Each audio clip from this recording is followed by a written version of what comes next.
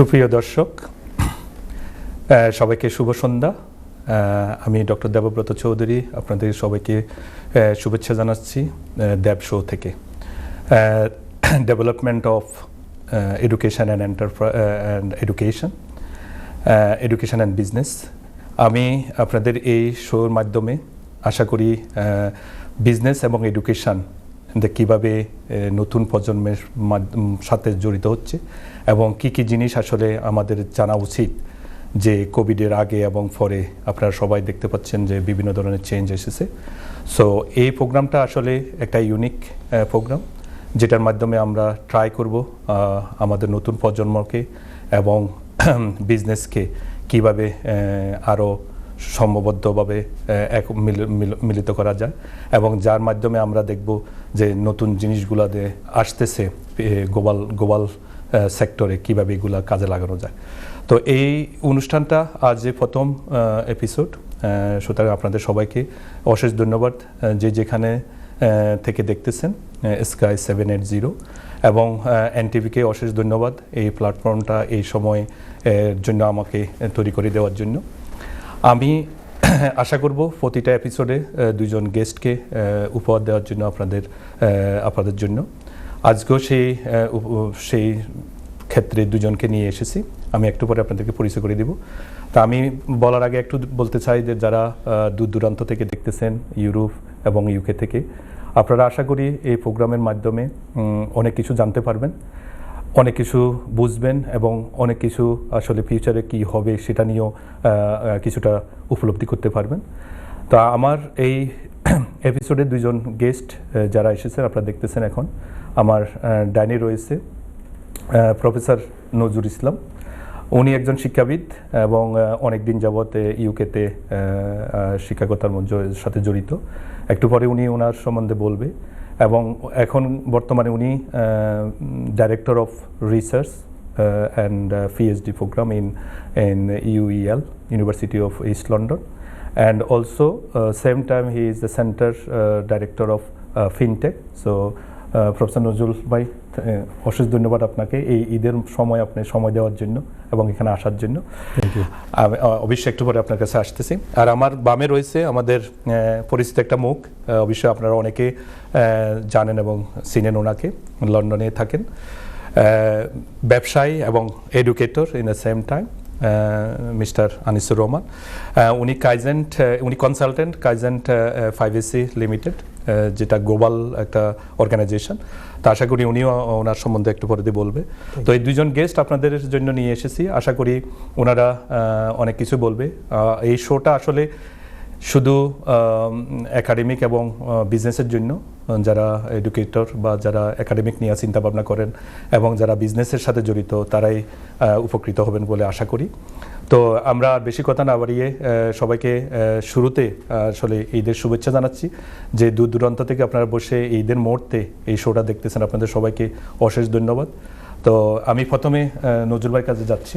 নজরুল ভাই, আপনি যদি আসলে অনেক দিন আপনার সাথে পরিচিত এবং আমি জানি অনেক কিছুতে আপনি জড়িত, লেখাপড়া, স্পেশালি বাংলাদেশ থেকে লেখাপড়া করেছেন, তারপরে জাপানে গিয়েছেন, জাপান থেকে ইউএসএ থেকে এখন ইউকেতে। তো আপনি যদি একটু শর্টলি আপনার বিব্রিওগ্রাফিটা বলেন, তাহলে আমার মনে উপকৃত হবে। দর্শক দেখবে যে কাকে নিয়ে এসেছি বা কার সাথে ওনারা অনুষ্ঠানটা দেখতেছে। Thank you doctor Debabrata Chowdhury. It's my pleasure to be here because I know Dr. Debabrata Chaudhary for a long time, I think more than a decade. For a short biography, I was studying University of Dhaka, applied chemistry, and I got undergrad masters from there, and then I became a lecturer in Dhaka University in 1998, and then I left my country in 2002 to come to Tokyo Institute of Technology, where I did my PhD and Masters in Chemical Engineering and PhD in Nanotechnology. And then I moved to Cardiff University as a postdoctoral research fellow. After that, I got a lecturership position in different other universities and senior lecturership, and then associate professor in University of Exeter, and then now professor of business and director of PhD program, University of East London. So it is a long journey actually. So initially I was আমার area ছিল chemical engineering and chemistry field when I taught in Dhaka University. তো তারপরে I moved to business side where I wanted to explore how to manage a business, how to manage a technology, and then how to manage a product and process, and how to sell product, and then efficiency, production efficiency, supply chain. And this topic I moved in. So now I'm editor of top 3 journal. One is a technology forecasting and social change, and editor of IEEE transactional engineering management, and also editor-in-chief for international technology of intelligence and planning. So that's why I visited different countries like Japan, US, and also now in the UK. Thank you Nazrul ভাই। আমি আপনার কাছে আসতেছি একটু পরে আবার। আনিসুর ভাই, আপনি যদি আপনার সম্বন্ধে একটু বলেন। আপনি অবশ্যই আমি জানি আপনি জিডিপিআর নিয়ে এবং আর্টিফিশিয়াল ইন্টেলিজেন্স নিয়ে কাজ করতেছেন, তবে আপনি যদি আপনার সম্বন্ধে একটু সামান্য একটু ব্রিফিং দেন please. Thank you very much for inviting me, and good evening everyone. My name is Anisur Rahman, and I started my journey back in 2002 by doing my Master in Business Administration, and then I did my other areas of development, which is I'm an entrepreneur and I developed my own brand. I did so many businesses, I ran so many organizations in the meantime, and later on in 2011 I have done another course which is Masters in Finance and Investment in Queen Mary. So after that I found it is fascinating to combine the finance and business and technology together, because when I worked in Bloomberg, I found it is so important to know about the whole spectrum, how we utilize our day-to-day life by using latest technology, and by doing so, how we can take the advantage, we call leverage our business. So I'm going to talk to you, I am going to talk for the students, for forthcoming generation, forthcoming business leaders, and then I will talk about how we govern this latest technology, which is artificial intelligence. At the moment it's a buzzword. Everybody is looking at how it works, how we can utilize it, how the society on the whole will be benefited on this. So this is my area of expertise, and I also take care of the privacy, because privacy is uncountable. Wherever we go and touch any website, any apps, we look at our personal information and how we can utilize our personal information through the business spectrum. So this is important, and excuse me, I'm going to talk about how we can safeguard a personal information in the age of artificial intelligence, because this is so important, because the algorithm doesn't know really how they are analyzing the personal information, how they will be extracting the valuable information, whether it is good for us or whether it is not so suitable for us. So I will introduce you those kind of areas to you, and I will bring some understanding how and what level of artificial intelligence can be used in education and can be used in the business, and also how the government can act to safeguard the artificial intelligence. Thank you. Thank you Anis bhai. Nazrul ভাই, আপনি তো অনেক কিছু আসলে দেখেছি আমরা কোভিডের আগে এবং পরে। আপনি যেহেতু more than 30 years in education, so কি চেঞ্জ এবং কি ধরনের চেঞ্জ আসলে চ্যালেঞ্জের মুখে, মানে যখন ছাত্রদেরকে পড়াইতেছেন বা ইউনিভার্সিটিতে কি ধরনের চ্যালেঞ্জ দেখতেছেন, মানে এই জিনিসটা নিয়ে একটু বলবেন, একটু সংক্ষেপে যদি বলেন। Thank you. So actually if I talk about the pre-COVID area, pre-COVID time education system and after COVID education system, there are huge differences now. In pre-COVID we did not think about online teaching, online thinking, online education, something like that, not much more. But after COVID we are very much oriented on online education, the different system, different things, and we work from home. There is a lot of we can say students can communicate with all of others. I mean online tools, online techniques. There are a lot of things that are happening here. Thank you. আমরা একটা এখন ছোট্ট বিরতিতে যাব। বিরতির পরে আবার আপনাদের সাথে ফিরে আসব। তো আমাদের সাথেই থাকেন এবং একটু পরে দেখা হচ্ছে। থ্যাংক ইউ সবাইকে। প্রিয় দর্শক, বিরতির পরে আবারও ফিরে আসলাম DEB শোতে। আপনাদের সবাইকে শুভেচ্ছা। এই শোটা আসলে এডুকেশন এবং বিজনেস নিয়ে combination of business and education. এই শোর মাধ্যমে আমরা আসলে নতুন যে জিনিসগুলো তৈরি হচ্ছে স্পেশালি টেকনোলজিতে এবং এডুকেশনের ক্ষেত্রে, আপনারা সবাই জানেন, আমার যারা একটু আগে প্রথম সেগমেন্টটা দেখেছেন, আমার দুই কলিগ এবং দুই গেস্টে বলেছে দেন কীভাবে টেকনোলজি আসলে চেঞ্জ হচ্ছে। আমাদের এই চেঞ্জটা আসলে অবশ্যই মেনে নিতে হবে, যারা যেভাবেই হোক এই চেঞ্জটাকে মেনে নেওয়ার জন্য এডুকেশনের ক্ষেত্রে কীভাবে প্রযুক্তিটাকে কাজে লাগাচ্ছে এই নিয়ে কথাবার্তা হবে এবং আমি আরও জানতে পারবো বা আপনাদেরকে জানাতে পারবো যে বিজনেসে কী ধরনের চেঞ্জ আসতেছে এবং কীভাবে এটা অ্যাডাপ্টেশন হচ্ছে। তো চলুন আবার আমাদের গেস্ট নজরুল ভাইয়ের কাছে আবার ফিরে আসি। নজরুল ভাই, আপনাকে সে আগের প্রশ্নটা থেকে যদি শুরু করেন, কোভিডের পরে এবং আগে অনেক কিছু চেঞ্জ হয়েছে আমরা সবাই দেখেছি বা দেখতেছি, স্পেশালি এডুকেশন ক্ষেত্রে। আপনি যদি একটু এলাবোরেট করেন, আপনার কী ধরনের চ্যালেঞ্জ দেখেছেন বা কী ধরনের চ্যালেঞ্জ হচ্ছে স্টুডেন্টের ক্ষেত্রে, স্পেশালি পড়ার ক্ষেত্রে, রিসার্চের ক্ষেত্রে কী ধরনের চেঞ্জ দেখছেন বা কীভাবে আপনি এটাকে অ্যাডজাস্ট করতেছেন প্লিজ? সো যেটা বেসিক্যালি আমি বলতেছিলাম যে বিফোর কোভিড আমাদের টিচার্স অ্যান্ড স্টুডেন্ট যে ইন্টারাকশন, এটা হলো ফিজিক্যাল স্পেসে, ক্লাসরুম অ্যাক্টিভিটিস, ক্লাসরুম থাকতো, আমার টিচ করতাম, স্টুডেন্ট কোয়েশ্চেন করতো, আমরা এটা ফিজিক্যাল স্পেসে থাকতাম।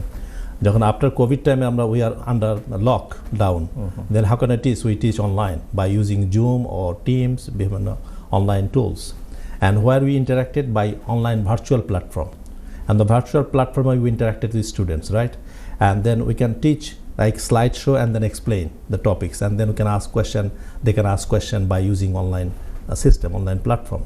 What happened, it is something in physical space, sometimes you're distracted from the students, sometimes you are not concentrating, some students are not concentrating, but online there is a space, lot of materials you can show, you can share, you can develop some more materials and upload it in that system, so a student can access that system and download the system from the all teaching materials, everything. So they got more information compared to whatever in the physical classroom setup. So it is something is very tremendous activity, tremendous interaction more. Every student can raise their question, they can ask question, they can write their question, they can get feedback directly from virtually whenever they are. And also they have all the materials in front of them before classroom materials and also other materials. So they got more information, more knowledge compared to whatever in the physical space. তা আপনি কি আসলে এখন যেটা হচ্ছে যে ছাত্ররা compare with the previous education system with now, এটা কি আসলে ছাত্রদের জন্য কি ভালো দেখতেছেন নাকি আসলে এটা কিভাবে এটা আপনারা বা আমরা সবাই দেখতেছি? এটা এখন যেটা হচ্ছে এখন হলো hybrid. We are not saying that is only online, because online is only the COVID period, right? And now because we learn a lot by utilizing the online application, online tools, learning techniques, online platform, virtual platform. And how can I interact? Now we are doing both. Some universities doing physical classroom, physical activities, some universities doing online. So both, sometimes they are giving exam online. So they are set up the questions, they open the time frame, this time is the exam period, and you can answer the question in online, right? So wherever your time is fixed, but you can access any materials by online, and then you can answer this time period. So but we have some other system we can check plagiarism, for example. If you are using any online materials, whether it's copy and pasted, so then you could discredit the mark. So people are very conscious, people are very known to by utilizing the online platform. So that way it's different. Now with the hybrid system more useful to the students and also to the teaching faculty as well. আচ্ছা, আপনাকে আরেকটা কথা অবশ্যই, যেহেতু আপনি হাইব্রিডে আসছেন, এখানে অনেক এক্সামের পরিপ্রেক্ষিতে অ্যাসাইনমেন্ট বেসড, তো এতে মানে কিভাবে ছাত্ররা আসলে নলেজ গেইন করতেছে? এটা কি মানে ইউনিভার্সিটিতে ভাবছেন এটা কি বেটার হচ্ছে, না আসলে ছাত্রদেরকে মানে ছেড়ে দেওয়া হচ্ছে, মানে এটা কিন্তু কম্বিনেশন একটা মিক্স কি বলে ওপিনিয়ন, আপনার মতে কি মনে করেন? This is a good question. So I think now the system is called open innovation. Open innovation, data, open data, big data, open data. Everybody is accessing data. Everybody is accessing materials free and open. So that means when online now students are more smarter than the previous time. They can access any materials on online search. They can read the material. They can read the report. They can produce the assignment based on reading, understanding that report. It's not that they're cutting and pasting that materials into their assignment, but they understand the fact and they're writing their own way. Because if you cut and paste, that is already plagiarism, and it is already detected by the university system, online education system. But now it's better because they're reading more, they're accessing more data and utilizing that knowledge into that assignment. I think it's more smarter way to do in education system. Thank you দাদা। আনিস ভাই, আপনি তো দেখলেন অবশ্যই নজরুল ভাই বললো দেন এডুকেশনে কীভাবে change, দেন technology কীভাবে চেঞ্জ হচ্ছে বা কোভিডের পরে বা আগে বিজনেসের ক্ষেত্রে কি হলো, মানে কিভাবে আপনি দেখেছেন বা আপনি তো এজ এ গ্লোবাল কনসালটেন্ট হিসাবে আপনার কি ধারণা, যদি দর্শকটা একটু বলেন। অ্যাবসলিউটলি, আমি গ্ল্যাড যে আপনি এই ধরনের একটা program development of education and business প্ল্যাটফর্মে নিয়ে আসছেন, এবং আমি শেয়ার করতে চাই যে আমার কমিউনিটি এবং আউটার কমিউনিটি পোস্ট কোভিড আমরা যেটা লক্ষ্য করেছি যে by utilising the technology, by utilising the sophisticated softwares, we can actually make a great impact, which is we can sometimes we don't need a big office. We can use virtual office. We can utilize our employees more effectively just because of giving right tools, right technology, and right motivation. So rather than some people they travel like 10 minutes, some people they travel like 2 hours to get from one place to place B.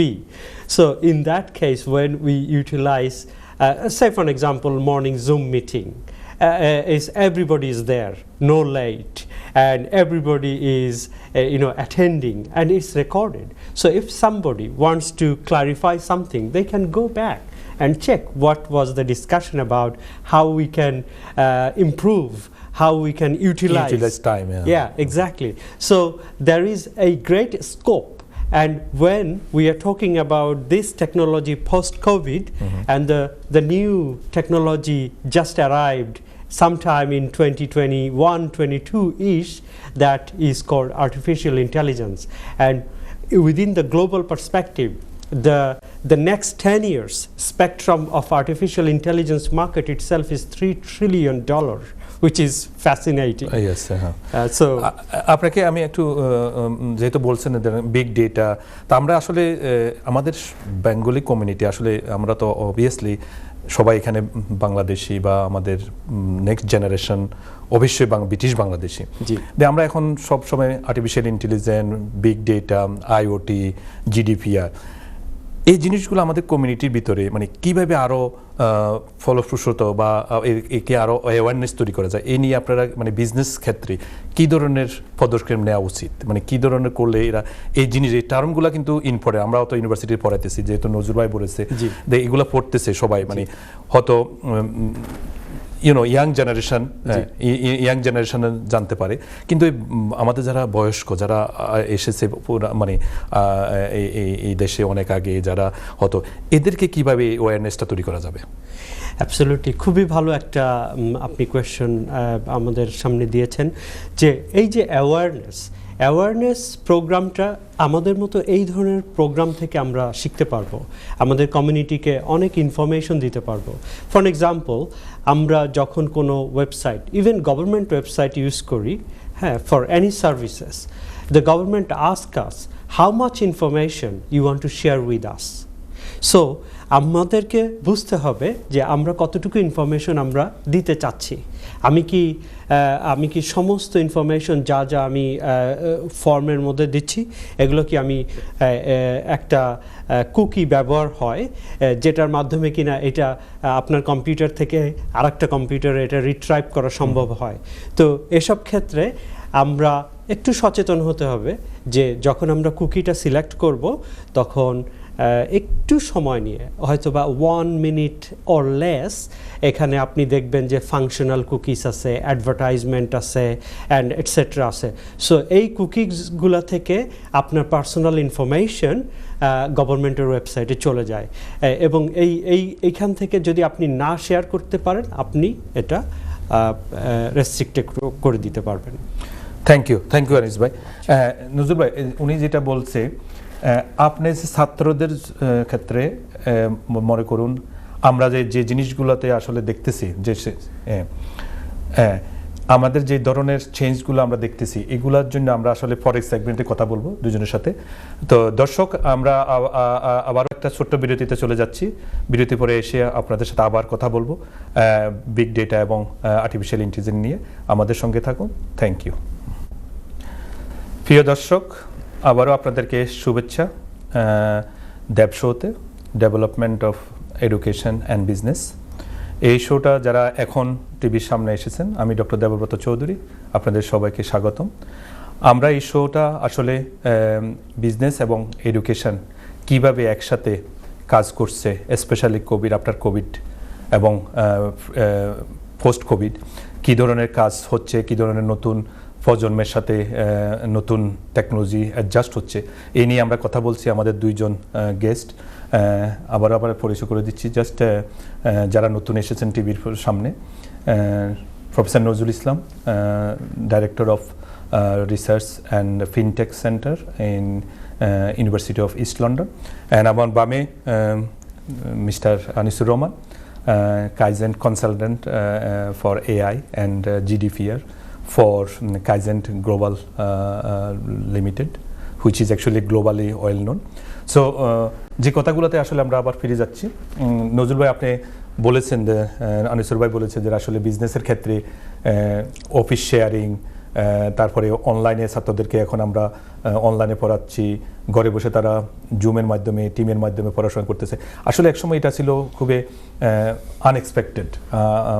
আমি 5 বছর 7 বছর আগেও, যখন কোভিডের আগে কেউ যদি অনলাইনে পড়াশোনা করতেছে তো তখন মানুষ আসলে হাসতো।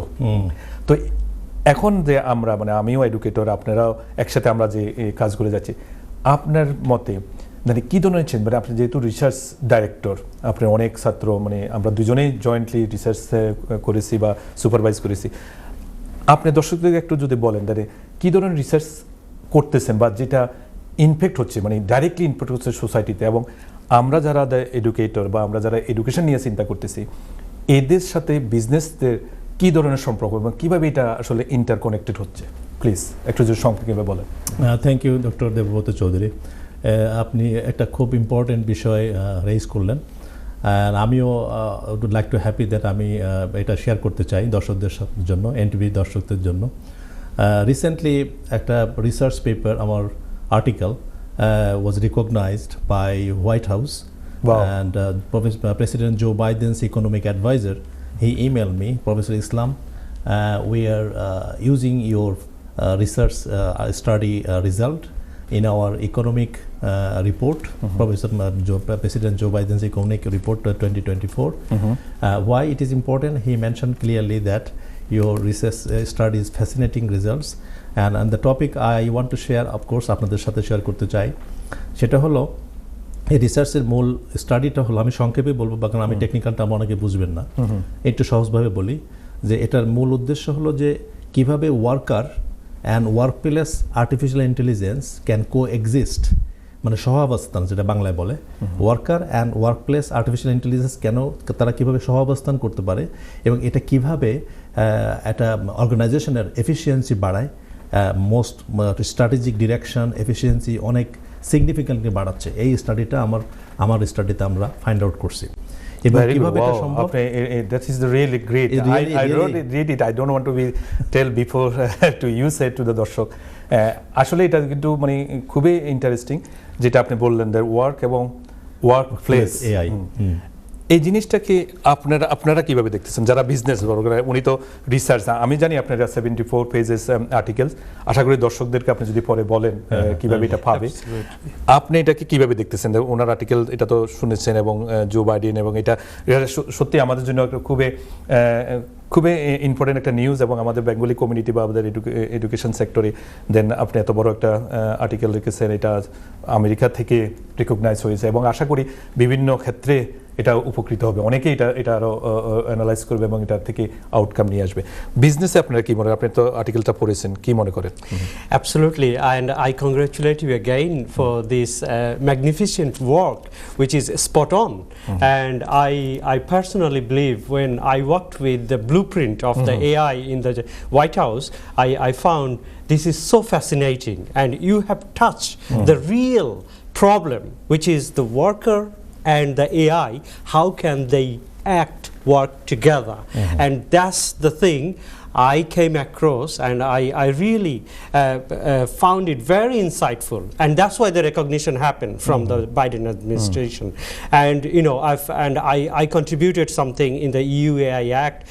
I talk about that, and also when we had the AI safety summit in the UK, Rishi Sunak was pioneering this kind of governance framework, and I am one of the lead AI governance in the education sectors.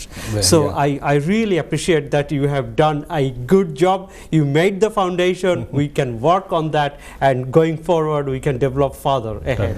So thank you. Just quickly, this research outcome, how our Bengali community or our Bangladesh government or Bangladesh, obviously, how they can impact, like, and how they can actually get something. Do you have any idea? Yeah, good question. I just wanted to share that if you want to access that article, it is easy. I think everybody can access. If you can write Google Scholar, you can write worker and workplace AI coexistence by Nazrul Islam, Professor Nazrul Islam. Then they can see the article. It was published in Technovation Journal. It's a top journal, entrepreneurship, technological innovation journal, and it was until now it is most downloaded article in their journal, because it's published almost a year, and then since now it is top in the list big in their journal. Big So দর্শক আমি Bangladesh community sorry disturb করতে দর্শক দেখুন আপনাদের জন্য আমরা যে academic মানে চিন্তাবিদ বা বিশেষজ্ঞদেরকে নিয়ে আসতেছি স্পেশালি যারা বাবা মা ছেলে মেয়েদেরকে বলবেন যে এই রিসার্চগুলো যেন দেখে এবং যারা আসলে ফিউচারে রিসার্চ করবে এদের জন্য এটা একটা খুবই ইম্পর্টেন্ট পেপার এবং থ্যাংক ইউ আপনাকে পেপারটার জন্য এবং রিসার্চ করার জন্য আনিসুর ভাই আপনি দেখেছেন আসলে আমি আপনাকে আসলে দুইটা লেকচারে আমার ক্লাসও নিয়েছি I know how good you are so দর্শক একটু দেখুক দ্য জিডিপিআর এখন আমরা আসলে দেখতেছি আমাদের বাংলাদেশি সমাজে অবশ্যই আমরা তো বিগ সোসাইটিতে আছি অবশ্যই we can not be out of any other society but predominantly আমরা আমাদের দেশের আমাদের জাতির জন্য কিছুটা চিন্তা করি বা কিছুটা করার জন্য আমাদের এই জিডিপিআর আপনি যেটা বললেন অবশ্যই আমি যেটা টার্মগুলো বলতেছি আইওটি বিগ ডেটা তারপরে আপনার স্পেশালি দ্য ব্লক চেইন এই জিনিসগুলো খুবই ইম্পর্টেন্ট এখন আর্টিফিশিয়াল ইন্টেলিজেন্স সব জায়গাতে জড়িত সেটা মানে আসলে বলে এরকম 1 ঘন্টা বা আধা ঘন্টার এপিসোডে শেষ হবে না আপনার মতে মানে কি ধরনের সমস্যা আমাদের সমাজে এখন হচ্ছে এবং কি ধরনের জিনিস অ্যাওয়ারনেস বা কি ধরনের জিনিস তারা অবজার্ভ করা উচিত কিছু যদি দর্শকদের বলেন please Thank you very much. I'm very glad here that you have highlighted these are the acute problems we see in our society. So when আমরা যখন ফেসবুক ইউজ করি আমাদেরকে একটু সচেতনভাবে সিলেক্ট করতে হবে what information we want to share is for kids for adults for elderly so আমাদেরকে খুবই কেয়ারফুলি এই সিলেকশনগুলো করতে হবে তাতে আমাদের সুবিধা হবে কি তারা আমাদের ডেটাগুলো ডক্টর দেবব্রত বললেন যে আমাদের বিগ ডেটা সো বিগ ডেটাগুলো এখান থেকেই কালেক্ট হচ্ছে আর এই বিগ ডেটাগুলো যদি আমরা সুন্দরভাবে তাদেরকে শেয়ার করার একটা ব্যারিয়ার সৃষ্টি করে দিতে পারি, সেক্ষেত্রে তারা আমাদের ডেটা ফ্রিলি অ্যাক্সেস করতে পারলো না। সো সেক্ষেত্রে হবে কি, আমাদের যারা টিনেজ আছে বা যারা চিলড্রেন আছে তারা অনেক সময় বুঝে না যে কি ডেটা সে শেয়ার করে যাচ্ছে। So these are very significant information. And also আমরা প্রায় শুনে থাকি যে হোয়াটসঅ্যাপে আমার ফোন হ্যাকিং, এটা কিন্তু খুবই অবভিয়াস একটা কমন ইস্যুস। এবং আমাদের বেঙ্গলি সোসাইটি বলেন, ইংলিশ সোসাইটি, যেখানে আপনি যান, this is a common problem. তো আমি এক্ষেত্রে বলবো যে সব সময় 2 ফ্যাক্টর অথেন্টিকেশন ইউজ করবেন, একটা পিন নাম্বার ইউজ করবেন, প্লাস আপনি ইমেল অ্যাড্রেস ইউজ করবেন। আপনি সেটিংসে গেলে দেখতে পারবেন যে আইফোন বলেন বা অ্যান্ড্রয়েড বলেন, যে কোনো ফোনে আপনি এই সেটিংসটা করতে পারবেন। এবং যদি এল্ডারলি বাবা মা বা আত্মীয় স্বজনরা যদি না বুঝতে পারেন বা ইয়াং কিডস যারা আছে তাদের কাছে যদি ফোন থাকে, তবে আমি মনে করব প্যারেন্টসরা বা ব্রাদার সিস্টার্স বা যারা কেয়ারার আছেন তারা এই সেটিংসগুলো করে দেবেন। এটা কিন্তু আসলে ইম্পর্টেন্ট। এই সেটিংটা আসলে দর্শক আমাদের আনিসুর ভাই যেটা বললো, এই সেটিং কিন্তু ইম্পর্টেন্ট। আসলে এই সেটিংয়ের জন্য কিন্তু ডেটাগুলো হারিয়ে যাচ্ছে, বা আসলে বৃদ্ধ যারা বয়স্ক আমাদের যারা প্রবীণ লোকজন এসেছে, অবশ্যই তাদের আসলে এটা দোষ না, কারণ তারা টেকনোলজির সাথে মিশতে পারতেছে না। এই জন্য ওনাদেরকে আসলে আমাদের ইয়াং জেনারেশন, যাদের নাতি ছেলে মেয়ে যারা আছে, তারা মানে হেল্প করা উচিত। থ্যাংক ইউ আনিস ভাই। নজরুল ভাই, আপনি যেটা বললেন এখন পিএইচডি, আপনার কাছে একটু, যেহেতু আমাদের নতুন প্রজন্মে আমরা আসলে সবাই ইকোনমিক মাইগ্রেন্ট, আমি আপনি সবাই, আমার মনে হচ্ছে আমাদের নেক্সট জেনারেশন কিন্তু 2 ভাগে ভাগ হচ্ছে। এক ধরনের হচ্ছে একগুলা যারা নতুন আসতেছে, যারা অবশ্যই আসতেছে, এদের একটা জেনারেশন, আরেকটা হচ্ছে এখানে যারা বড় হচ্ছে। আপনি যেহেতু রিসার্চ সেন্টার ডাইরেক্টর এবং ফিনটেক, আপনি যেটা বললেন এটা আপনার পেপার, প্লাস আমি জানি আপনি অনেক সুপারভাইজ করেছেন এবং অনেক অ্যাডভাইস ছাত্রদেরকে দিচ্ছেন। এখন এই টিভি শোতে দর্শকদেরকে আমাদের এই কমিটির জন্য কী ধরনের অ্যাডভাইস, মানে যারা যদি রিসার্চ করতে, আপনি তো পিএইচডি, আমি আসলে নজরুল ভাই কিন্তু PhD means research director, university of east London. তো নজরুল ভাই, আপনি যদি একটু প্রজন্মের জন্য, মানে নতুন যারা পিএইচডি করতে, এবং অনেকেই পিএইচডি করতে চায়, এবং তাদের জন্য একটু যদি কিছু বলেন প্লিজ। Thank you. এটা আসলে খুবই ইম্পর্টেন্ট ইস্যু আমাদের কমিউনিটির জন্য। আমাদের যারা নতুন জেনারেশন, নতুন স্টুডেন্ট আসতেছে, দেশ থেকে আসতেছে, এবং যারা এখানে গ্রোন আপ হচ্ছে। তো আমি যেটা রিয়েলাইজ করছি আমার এক্সপিরিয়েন্সে, past 10 years I was director of PhD program in another university, now in this university. So at the moment I have over 60 PhD students. So out of 60 PhD, this community, big community, after that we only have few Bangladeshi students, only 1 or 2. So but Indian students too many. We have other country students too many.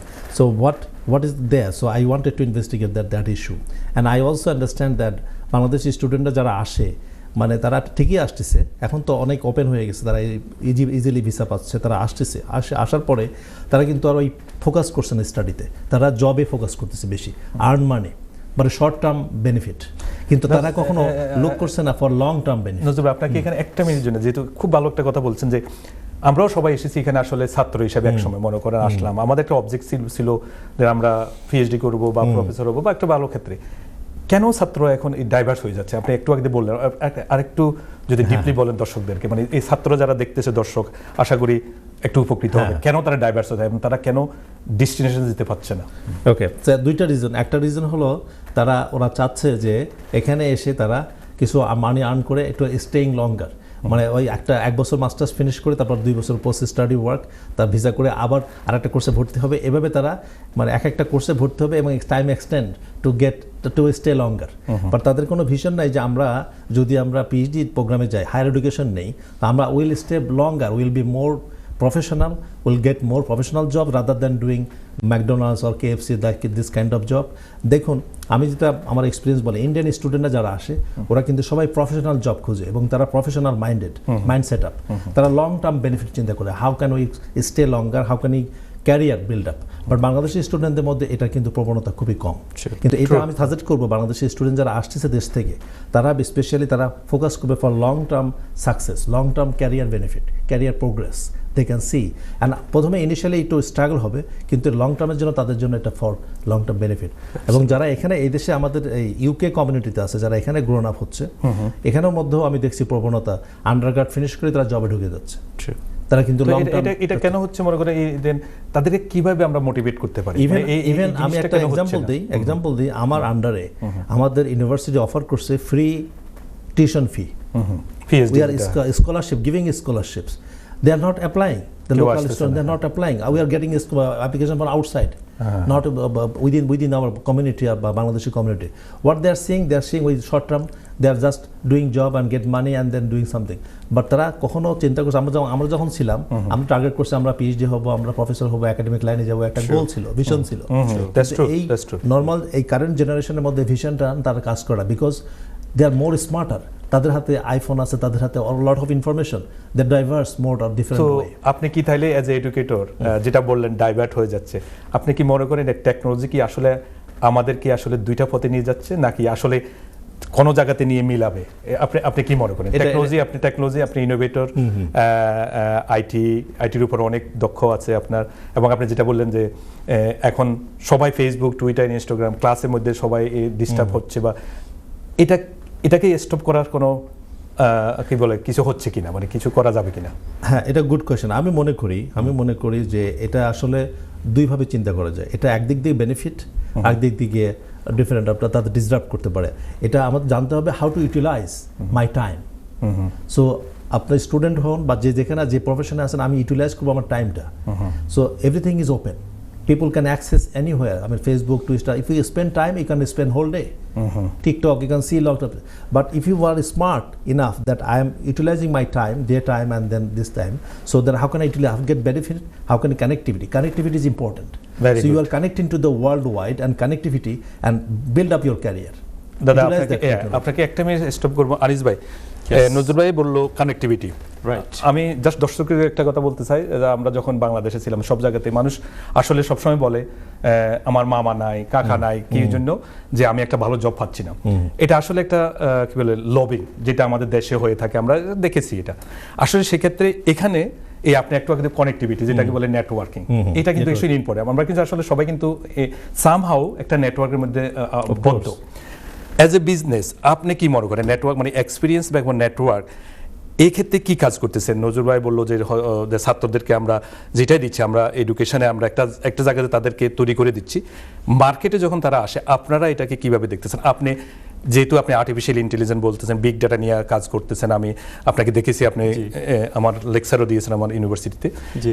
এই জিনিসটাকে কিভাবে সংঘবদ্ধ, মানে কিভাবে এটাকে আরো মানে Excelerate করা যায়, মানে এটাকে আরো উন্নতির জন্য কি করা উচিত, মানে কি ধরনের জিনিস আপনি চিন্তা করতেছেন? মানে আপনি তো জানেন গ্লোবাল কনসালটেন্ট, অনেক জায়গাতে আপনি কথা বলেন, মানে লেকচার দেন বা কনফারেন্সে যান, কি ধরনের জিনিস আমাদের কমিউনিটিতে আসা উচিত? Absolutely, it's a $1 million question. আপনি যেটা আমাকে বললেন যে আমাদের বিজনেসের ভাষায় একটা কথা আছে যে ভিশন। হ্যাঁ।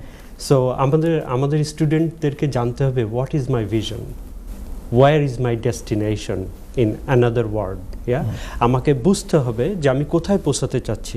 আমি প্রফেসর হতে চাচ্ছি অথবা আমি একজন বিজনেসম্যান হতে চাচ্ছি। তো যেটাই আমার ভিশন হোক না কেন, আমাকে ওখানে স্টিক টু থাকতে হবে। I can watch TikTok, I can watch Facebook, Twitter, I can do some, but in a limited fashion. And we have to utilize the technology to enhance my career, my education. আপনি ChatGPT use করেন, কোনো সমস্যা নাই। এখান থেকে আপনি hundreds of question, very very intuitive question আপনি retrieve করে আমাদেরকে বলেন, Prof, I didn't understand this thing, tell me about it. So we can give you lots of answer on that. In business aspect, what we see, those who are very very inquisitive, they are very much onto level of understanding. তারা এডুকেশনও বুঝতেছে, তারা business performance, business philosophy বুঝতেছে, কোম্পানির vision বুঝতেছে, তারা fit in হইতেছে within the companies perspective, সে আমার জন্য কি ভ্যালু আনতেছে। সো এই জিনিসগুলো যদি আমাদের স্টুডেন্টরা লেখাপড়ার পাশাপাশি সে জানে যে আমার ভিশন হলো I wanted to be a CEO. So if you wanted to be a CEO, you have to work towards to achieve the CEO area. Thank you. Thank you very much. Thank you. Nazrul ভাই, আপনি বলেছেন যে আসলে PhD 60টা পোস্টের ভিতরে ধরেন 2-1 বাংলাদেশি। এখন যদি কেউ আপনার সাথে পিএইচডি করতে আসে মানে কোন সাবজেক্ট, কী ধরনের সাবজেক্টটা ইম্পর্টেন্ট এবং কোন ধরনের মানে টপিকস আসলে এখন মার্কেটের ভিতরে আসলে ইম্পর্টেন্ট বা করা উচিত, আপনারা যদি কিছু তাদের জন্য দর্শকদের জন্য বলেন আমার মনে হয় এটা বেটার হবে একটু। Good question. সো আমার সাজেশন হলো যে if you want to pursue higher study like MPhil or PhD in your subject, once you get this higher study, obviously your vision is you will become a lecturer, academic career. So once you get this degree, so what you need to do, there are different topics I can see. So now most attracting topic is like emerging technologies, disruptive technologies, and look at, just Google it, what is emerging technologies, what is disruptive technologies. You can find out Internet of Things, you can find artificial intelligence application, you can find big data, you can find what is called blockchain, cryptocurrency, digital central bank digital currency, these are the areas. So you can see how these technologies, emerging technologies, disruptive technologies can be applied to the business, how society can be benefited, how business can expand, how SMEs, small medium enterprise, could sustain for the long term sustainability, business sustainability by utilizing, by adopting this kind of emerging technologies and this application of technologies. So it's not necessary that everyone has a background of technologies. No, you can have any subject areas. If your background is philosophy, if your background is economics or management or business, you can come up that these technologies, how can I utilize in business, how can it is in that sector, wherever you sector you are, because in the future generation everybody is technology oriented, technology driven. So you have to know and then utilize that concept, put your proposal, research proposal, submit the proposal to our university or to that. I'm here ready to help. Thank you. So I can accept, I can suggest to improve the proposal and we can go আশা করি অনেক দর্শক ভাই ও বোনেরা তারাও তো apply করবে, আপনি ওনাদেরকে হেল্প করবেন।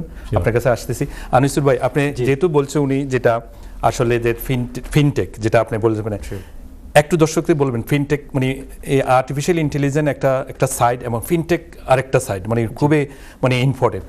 এই জিনিসটা মানে কেমন মার্কেট এবং কিভাবে মার্কেটকে আসলে পরিচালনা করতেছে fintech? Absolutely, thank you very much. Fintech বলতে আমরা যেটা বুঝি যে ফাইন্যান্স প্লাস টেকনোলজি। সো আমাদের আমরা যখন ইন্টারনেটের ব্যবহার বিধি এত বেড়ে গেল, তখন আমরা যারা ফাইন্যান্সিয়াল সেক্টরে ছিলাম তারা চিন্তা করলো যে আমরা যদি অ্যাপসের মাধ্যমে যদি পেমেন্ট গেটওয়েটা ওপেন করি, how it will work and how efficient it will be, and everybody loves that. You remember? So আপনাকে যেহেতু বলছেন গেটওয়ে, আমাদের দেশে এখন বাংলাদেশ ডিজিটাল বাংলাদেশ, তাইলে যে কৃষক বা আমাদের শ্রমজীবী যে সমাজ, এটা কি আসলে এটা ফিনটেকে এই আওতায় আসছে? এরাদের মনে করেন এখন টাকা ট্রান্সফার, বিকাশ বা যারা বলতেছে এগুলা কি ফিনটেকের আন্ডারে পড়ে? স্পট অন, এটাই fintech. Very good. You are sharing, আপনারা টাকা পাঠাচ্ছেন, টাকা যাচ্ছে আসছে, এটাই আসলে ফিনটেক এবং আর্টিফিশিয়াল ইন্টেলিজেন্স একটা পার্ট। আপনার কাছে একটা লাস্ট কোশ্চেনটা, দর্শক অনেকক্ষণ আপনাকে দেখলো বা জানলো, কি ধরনের মানে মেসেজ আপনি দর্শকদেরকে দিতে চাচ্ছেন? লাস্ট যদি মানে আমাদের আসলে লাস্ট এপিসোডে এসে গেলাম, কিছু বলার আছে আপনি দর্শকদেরকে প্লিজ যদি একটু বলেন। Thank you very much for this, specially GDPR, কারণ আমি জানি আপনি স্পেশালাইজ ইন জিডিপিআর, আমি জানি এটা নিয়ে আসলে দর্শক অবশ্যই অনেকে বিব্রত। শর্টলি যদি আপনি একটু বলে দেন, 20 সেকেন্ড। Thank you. আমরা সবাই প্রতিদিন ঘুমের থেকে ওঠার পরে আমাদের ফোনে দেখি, নিউজ দেখি বা কোনো ইউটিউব দেখি বা কোনো চ্যানেল দেখি, সেখানে কিন্তু আপনি প্রথম ইন্টারাক্ট করেন জিডিপিআরের উপরে। জিডিপিআরটা হলো জেনারেল ডেটা প্রোটেকশন রেগুলেশন। আমরা আপনাকে প্রিভেসি এবং protection, how we can protect your personal information and also how we can safeguard your personal information. So GDPR জিনিসটা হলো একটা সুন্দর একটা সিস্টেম যেখানে কিনা কর্পোরেশন বা অর্গানাইজেশন বা বিজনেস আপনার ডেটা নিয়ে, অথবা গভর্নমেন্ট আপনার ডেটা নিয়ে কিভাবে কাজ করবে, আপনি কতটুকু ডেটা শেয়ার করতে চান ততটুকু আমরা শুধু ইউজ করতে পারবো, সেটা শুধুমাত্র জিডিপিআর। থ্যাংক ইউ নজরুল ভাই। আমরা লাস্ট মুহূর্তে আপনি দর্শকদের অনেক কথা বললেন, আশা করি দর্শক অনেক কিছু আপনার থেকে জানলো। আপনার মতন একজন বিজ্ঞ শিক্ষাবিদ, সত্যি এই এনটিভিতে আসার জন্য অশেষ ধন্যবাদ। দর্শকদের জন্য আপনার 20 সেকেন্ডে কি বলবেন? আমি দর্শকদের অনেক ধন্যবাদ আমাদের অনুষ্ঠান দেখার জন্য, আমাকে ইনভাইট করার জন্য। আমি একটু শেয়ার করতে চাই লাস্ট যেহেতু মেসেজ, যে অ্যাজ এ বাংলাদেশি আপনারা সবাই জানেন, আপনারা সবাই smart now because of digitalisation. So যেহেতু আপনারা smart, why not become more smarter to see your vision and mission for the future, your career. Thank you দাদা। প্রিয় দর্শক আমরা লাস্ট এপিসোডে এসে গেলাম এবং কিছুক্ষণের মধ্যে আমরা আসলে শেষ করতে যাচ্ছি। সো আপনাদের সবাইকে অশেষ ধন্যবাদ এবং স্পেশালি এনটিভিকে আমাদের সবার পক্ষ থেকে এবং দর্শকের পক্ষ থেকে অনেক, যেহেতু এই প্রোগ্রামটা তৈরি করে দিয়েছে, এবং আশা করি আপনারা এই প্রোগ্রামের মাধ্যমে অনেক কিছু জানতে পারবেন, শুনতে পারবেন এবং আপনাদেরকে সেভ করতে পারবেন। সুস্থ থাকেন, ভালো থাকেন এবং সবাইকে আবারও ঈদ মোবারক এবং ভালো থাকেন এই কামনা, শুভ সন্ধ্যা। Thank you.